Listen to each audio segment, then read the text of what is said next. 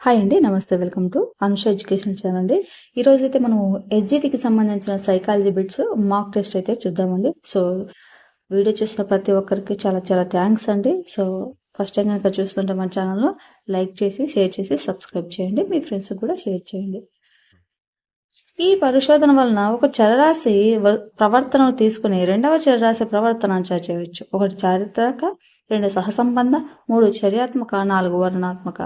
Correct answer వచ్చేసి సహసంబంధ అనేది కరెక్ట్ ఆన్సర్ అండి. అదేవిధంగా మన ఛానల్లో ఇంకా మాక్ టెస్ట్లు అయితే సైకాలజీకి సంబంధించి కానీ తెలుగుకు సంబంధించి, తెలుగు కంటెంట్కి సంబంధించిన వీడియోస్ చేసాము. సోషల్ కూడా చేస్తున్నామండి. సో అన్ని వీడియో ఖచ్చితంగా ఒకటి తర్వాత ఒకటైతే ఖచ్చితంగా వస్తాయి, చూస్తూ ఉండండి.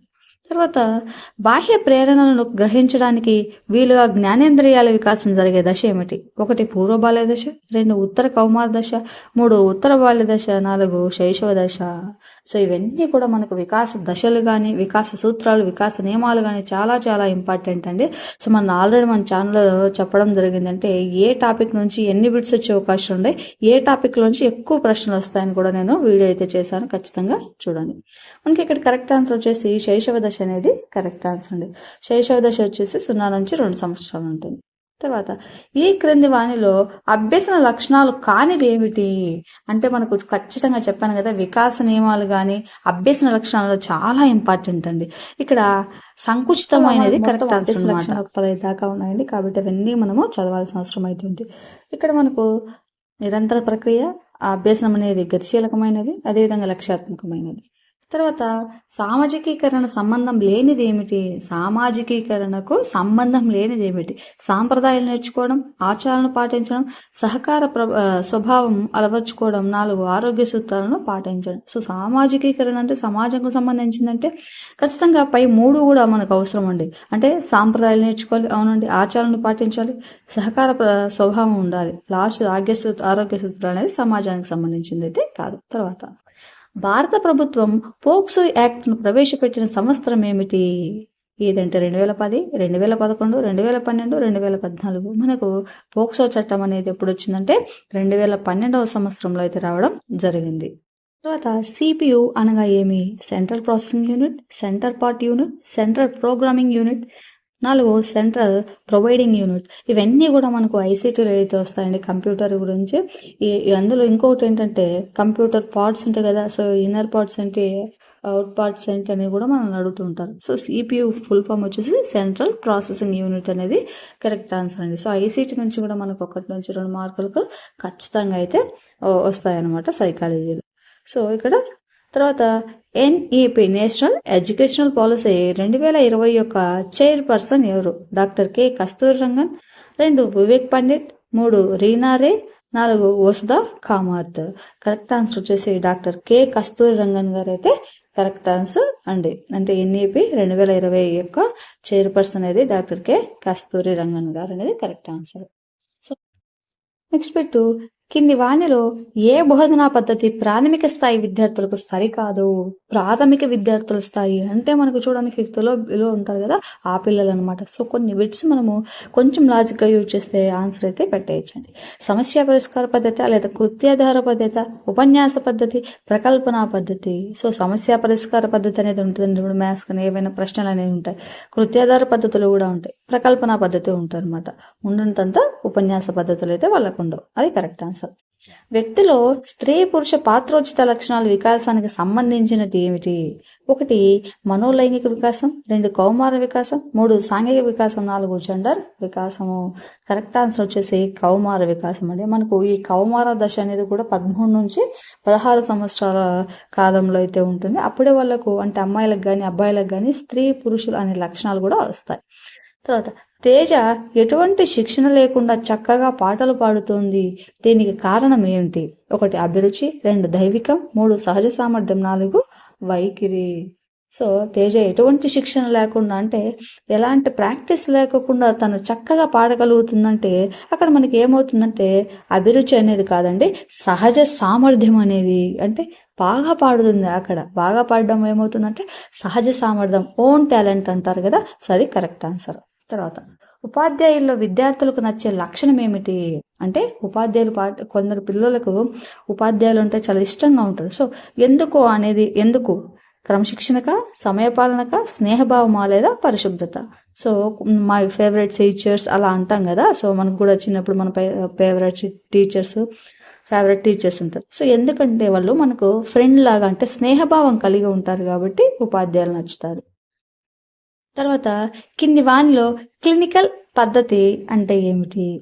ఆప్షన్స్: అంతఃపరీక్షణ పద్ధతి, పరిశీలన పద్ధతి, ప్రయోగాత్మక పద్ధతి, వ్యక్తి అధ్యయన పద్ధతి. క్లినికల్ పద్ధతిని వ్యక్తి అధ్యయన పద్ధతి అంటారండి, చికిత్సా పద్ధతి అంటారు, కేస్ స్టడీ కూడా అని అంటారనమాట. సో ఇవన్నీ కూడా వ్యక్తి చరిత్ర పద్ధతి గురించి అయితే మనకు రావడం జరుగుతుంది.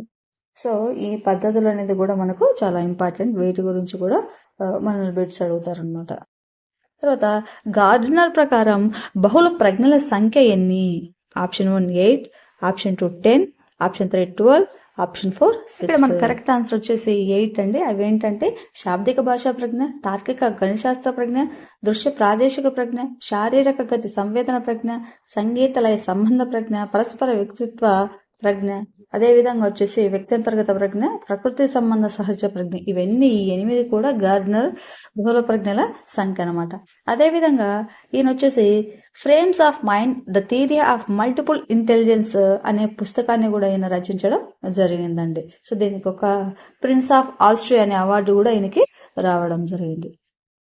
తర్వాత ఇవాన్ పావ్లో సిద్ధాంతం ఏమిటి? శాస్త్రీయ నిబంధన సిద్ధాంతం, 2 కార్యసాధక నిబంధన సిద్ధాంతం, 3 అంతర్దృష్టి అభ్యసన సిద్ధాంతం, 4 యత్నదోష సిద్ధాంతము. సో ఇవాన్ పావ్లో వచ్చేసి శాస్త్రీయ నిబంధన సిద్ధాంతాన్ని అయితే చేశాడనమాట. అదేవిధంగా ఈయన సిద్ధాంతానికి నిబంధిత ప్రతిస్పందన సిద్ధాంతం అని కూడా ఉంది. ఎస్ టైప్ కానీ, టైప్ 1, తర్వాత ఉద్దీప ప్రాధాన్యత, ఇవన్నీ కూడా మనకు ఇవాన్ పావ్లో యొక్క సిద్ధాంతాలు అనమాట. అదేవిధంగా ఈయన కుక్క జీర్ణ వ్యవస్థపై పావ్లో చేసిన పరిశోధనలకు 1904 సంవత్సరంలో నోబెల్ బహుమతి కూడా రావడం అయితే జరిగిందండి.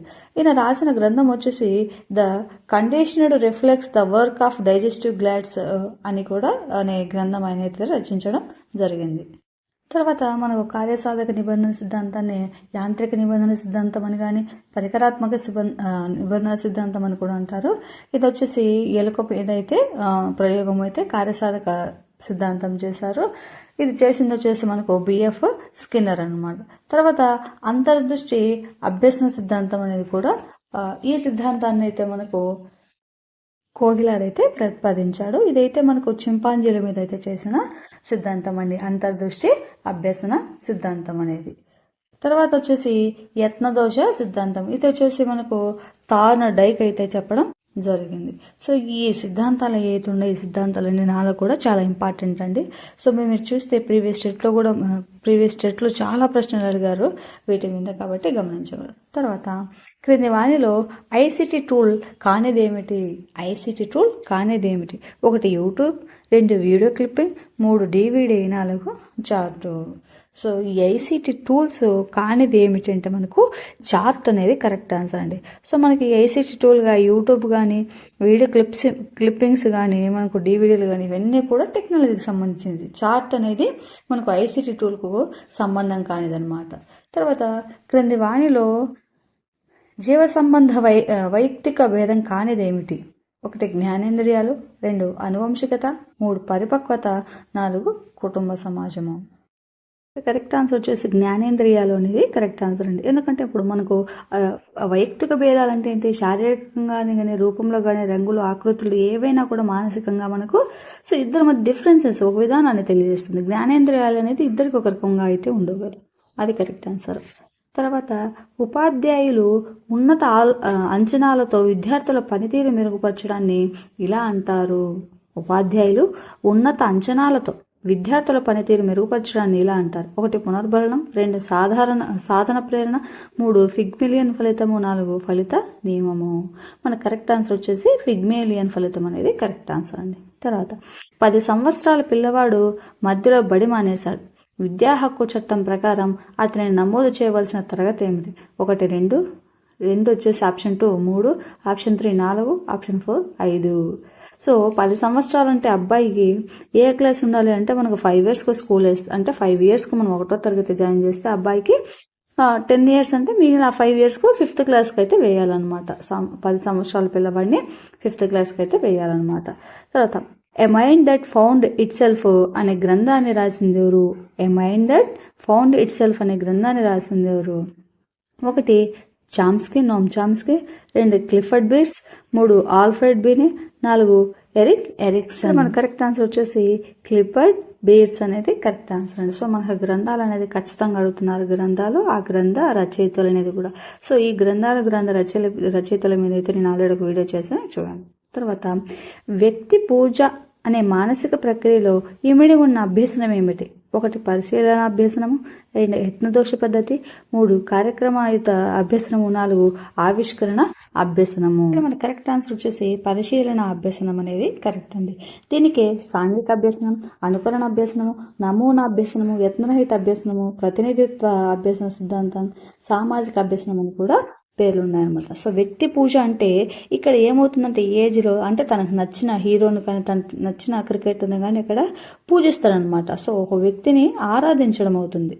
తర్వాత చర్యాత్మక పరిశోధన భావనను ప్రస్తావించిన శాస్త్రవేత్త ఎవరు? 1 స్టీఫెన్ కోరే, 2 జిమ్ కేరీ, 3 గాల్టన్, 4 జీన్ పియాజే. చర్యాత్మక పరిశోధన భావనను ప్రస్తావించిన శాస్త్రవేత్త ఎవరు? స్టీఫెన్ కోరే అనేది మనకు కరెక్ట్ ఆన్సర్ అండి. తర్వాత వచ్చేసి మనకు స్కిమాటా అనగా ఏమిటి? సంజ్ఞానాత్మక నిర్మాణాలు, 2 సంఘటిత నమూనాలు, 3 నిర్మాణాత్మక చట్టనమూనాలు, సంజ్ఞానాత్మక వికాసము. మనకు ఇక్కడ స్కిమాటా అంటే సంజ్ఞానాత్మక నిర్మాణాలు అనేది కరెక్ట్ ఆన్సర్ అండి. సో మనకి ఈ స్కిమాటాల గురించి తెలియజేసింది ఎవరు అంటే జైన్ పియాజే అనేది కరెక్ట్ ఆన్సర్ అనమాట. సో ఈయన వచ్చేసి ఈయన సిద్ధాంతాన్ని నిర్మాణాత్మక ఉపగమంగా పిలిచడం జరుగుతుంది. ఇతను రాసిన గ్రంథాలు కూడా ఉన్నాయండి. The growth of logical thinking, the psychology of child, the organic of intelligence, ఇవన్నీ కూడా మనకు జాన్ పియాజే గారి యొక్క గ్రంథాలు. వచ్చేసి మనకు బాల్యంలో పిల్లల మనసు ఏమీ రాయని నల్లబల్ల లాంటిది అని ప్రస్తావించిన దేవురు? John Locke, 2 వైగట్స్కీ, 3 పియాజే, 4 స్కిన్నరు. మనకు కరెక్ట్ ఆన్సర్ వచ్చేసి జాన్ లాక్ అండి. అంటే బాల్యంలో పిల్లల మనసు ఎలా ఉంటుంది? ఏం రాయని నల్లబల్ల ఏముంటుంది అంటే బాగా నీట్గా ఉంటుంది, స్పష్టంగా ఉంటుంది. సో అలాగే పిల్లల మనసు కూడా వాళ్ళు కూడా ఎలాంటి కల్లా కప్పటం లేకుండా ఉంటారు. తర్వాత 3 లేదా 4 సంవత్సరాల వయసు గల పిల్లలు ఆడే ఆట ఏమిటి? 1 ఏకాంత క్రీడ, 2 సంసర్గ క్రీడ, 3 సహకార క్రీడ, 4 సాంస్కృతిక క్రీడ. 3 నుంచి 4 సంవత్సరాలు ఆడే ఆట ఏమిటంటే సంసర్గ ఆట అంటారు. అదేవిధంగా ఈ ఏకాంత క్రీడ అనేది మనకు 0 నుంచి 2 సంవత్సరాల వరకు ఆడుతారండి. తర్వాత సహకార ఆట వచ్చేసి మనకు 4 నుంచి 5 సంవత్సరాలు. ఇవి పిల్లలు ఆడే క్రీడ మరియు రకాలు అనమాట. ఇవన్నీ మనకు క్రీడలు వాటి నిర్వచనాల కిందకైతే వస్తాయి. ఇవన్నీ వికాస నియమాలు అయితే మనకు ఉంటాయండి. తర్వాత ప్రశ్న వచ్చేసి మనకు పిల్లలు సంఖ్య, కాలం, నైతికత మొదలైన భావనలు ఏర్పరచుకునే విధానాన్ని పరిశోధించిన మనోవిజ్ఞాన శాస్త్రవేత్త ఎవరు? 1 స్కిన్నర్, 2 జీన్ పియాజే, 3 హార్లర్, 4 జేబీ వాట్సన్. మనకు కరెక్ట్ ఆన్సర్ వచ్చేసి జీన్ పియాజే అనేది కరెక్ట్ ఆన్సర్ అండి. పిల్లలు సంఖ్య, కాలం, నైతికత మొదలైన భావనలు ఏర్పరచుకునే విధానాన్ని పరిశోధించి అంటే చిన్నపిల్లల పైన వాటి మీద పరిశోధన. తర్వాత ఈ క్రోమోజోమ్ జత పిల్ల శిశువు లింగం నిర్ణయమగును? 1 20, ఆప్షన్ 2 21, ఆప్షన్ 3 22, ఆప్షన్ 4 23. మనకు కరెక్ట్ ఆన్సర్ వచ్చేసి 23వ క్రోమోజోమ్ అనేది అదే శిశువు యొక్క లింగ నిర్ధారణ అయితే చేస్తుందన్నమాట. తర్వాత సృజనాత్మక ఆలోచనలకు ప్రాధాన్యం ఇచ్చే అభ్యసన సిద్ధాంతం ఏమిటి? 1 పరిశీలన, 2 యత్నదోష, 3 అంతర్దృష్టి అభ్యసనము, 4 నిబంధిత అభ్యసనము. సృజనాత్మకత ఆలోచనకు ప్రాధాన్యం ఇస్తుందన్నమాట. అదేంటంటే అంతర్దృష్టి అభ్యసనం అనేది మనకు కరెక్ట్ ఆన్సర్. తర్వాత పర్యావలోచనాన్ని ఒక సాధనంగా ఉపయోగించుకునే పరిశోధన పద్ధతి ఏమిటి? 1 చారిత్రక, 2 వర్ణనాత్మక, 3 ప్రయోగ, 4 చర్యాత్మక. పర్యావలోచనాన్ని ఒక సాధనంగా ఉపయోగించుకునే పరిశోధన పద్ధతి ఏమిటంటే ప్రయోగ పద్ధతి అనేది మనకు కరెక్ట్ ఆన్సర్ అవుతుందండి. సో ఈ పద్ధతులు కూడా మనకు చాలా బిట్లు అయితే వస్తున్నాయి. పద్ధతులు కూడా మనము వ్యక్తిగత కానీ పద్ధతులు అయితే ఇంపార్టెంట్. తర్వాత థార్న్డైక్ ప్రకారం చిత్రాలను, మాటలను అర్థం చేసుకుని చెప్పడానికి అవసరమయ్యే శక్తి ఏమిటి? మనకు థార్న్డైక్ ప్రజ్ఞా రకాలు వచ్చేసి మొత్తం 3 అండి. అవి అమూర్త ప్రజ్ఞ, 2 యాంత్రిక ప్రజ్ఞ, 3 సాంఘిక ప్రజ్ఞ. ఈ 3 కూడా థార్న్డైక్ యొక్క ప్రజ్ఞ రకాలు. ఇందులో కరెక్ట్ వచ్చేసి అమూర్త ప్రజ్ఞ అనేది కరెక్ట్ అండి. మనకి ఇందులో అక్షరాలు, చిహ్నాలు వీటి గురించి అయితే తెలియజేశారు. తర్వాత సాంఘిక అభ్యసనం ఒక ప్రక్రియ అని భావించిన మనోవిజ్ఞాన శాస్త్రవేత్త ఎవరు? సాంఘిక అభ్యసనం ఒక ప్రక్రియ అని భావించిన మనోవిజ్ఞాన శాస్త్రవేత్త ఎవరు? 1 బండూరా, 2 పావ్లో, 3 స్కిన్నరు, 4 కోహ్లర్. మనకు కరెక్ట్ ఆన్సర్ వచ్చేసి బండూరా అనేది కరెక్ట్ ఆన్సర్ అండి. సో ఇక్కడికి అయిపోయాయి. వీడియో నచ్చితే కనుక ఖచ్చితంగా లైక్ చేయండి, షేర్ చేసి సబ్స్క్రైబ్ చేయండి. అదేవిధంగా మన ఛానల్లో ఉన్న మాక్ టెస్టులు కానీ, తెలుగులో గ్రామర్కు సంబంధించిన బిట్స్ కానీ, సైకాలజీలో ఇంపార్టెంట్ టాపిక్స్ అనేది, తెలుగులో ఇంపార్టెంట్ టాపిక్స్ అనేది కూడా నేను వీడియోల రూపంలో అయితే చేశానండి. ఖచ్చితంగా నచ్చితే డిస్క్రిప్షన్లో లింక్ ఇస్తాను, చూడండి. థ్యాంక్ యూ అండి. Thank you for watching videos.